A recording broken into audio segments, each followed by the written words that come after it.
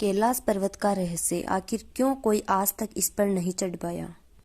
ऐसी क्या खास बात है कैलाश पर्वत में कि ऊंचाई में माउंट एवरेस्ट से छोटा होने के बाद भी इसे कोई फतेह नहीं कर पाया, यानी कि कोई भी छू नहीं पाया। तो चलिए जानते हैं कैलाश पर्वत के रहस्य के बारे में। कैलाश के बारे में जितने मुँह है उतनी बातें। कई कहते हैं ये पहाड़ यहाँ था ही नहीं, इसे बनाया गया है। लोग ये भी कहते हैं कि ये पहाड़ खोखला है, इसके अंदर दूसरी दुनिया में जाने का रास्ता निकलता है। सन 1999 में रूस के वैज्ञानिकों की टीम 1 महीने तक माउंट कैलाश के नीचे रही और इसके आकार के बारे में शोध करती रही।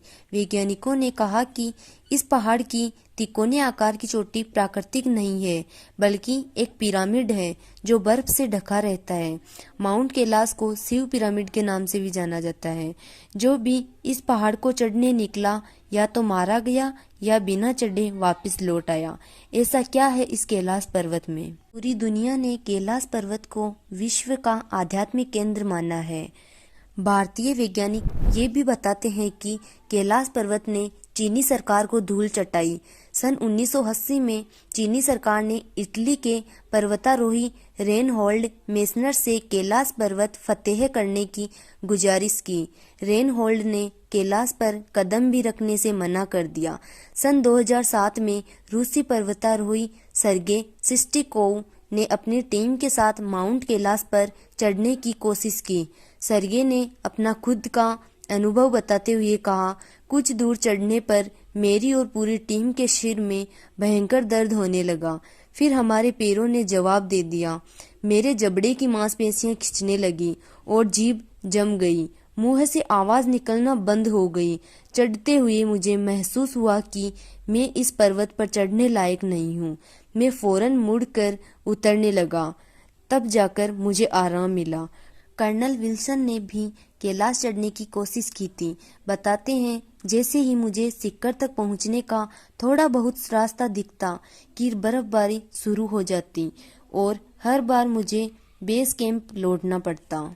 चीनी सरकार ने फिर कुछ पर्वतारोहियों को कैलाश पर चढ़ने को कहा, मगर इस बार पूरी दुनिया ने चीन की इन हरकतों का इतना विरोध किया कि हार कर चीनी सरकार को इस पहाड़ पर चढ़ने से रोक लगानी पड़ी। कहते हैं जो भी इस पहाड़ पर चढ़ने की कोशिश करता है वो आगे नहीं चढ़ पाता, उसका हृदय परिवर्तन हो जाता है। यहाँ की हवा में कुछ अलग बात है। आपके बाल और नाखून 2 दिन में ही इतने बढ़ जाते हैं जितने 2 हफ्ते में बढ़ने चाहिए। शरीर मुरझाने लगता है, चेहरे पर बुढ़ापा दिखने लगता है।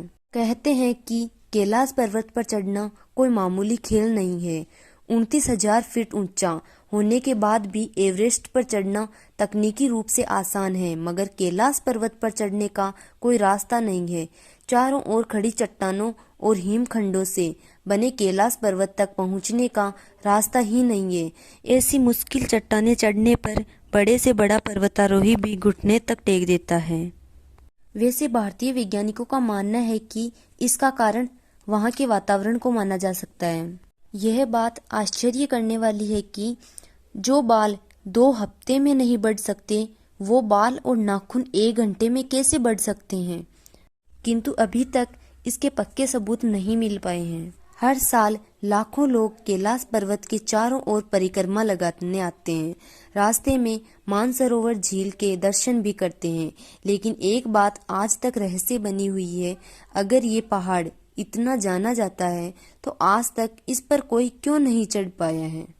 कुछ लोग यह भी बताते हैं कि वहाँ के शांत वातावरण में खड़ा होने पर ओम और डमरू की आवाज़ सुनाई देती है।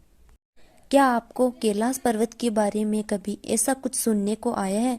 तो हमें कमेंट बॉक्स में ज़रूर बताना। ऐसे दमदार और रहस्यमय वीडियो जानने के लिए हमारे चैनल को सब्सक्राइब कर लें।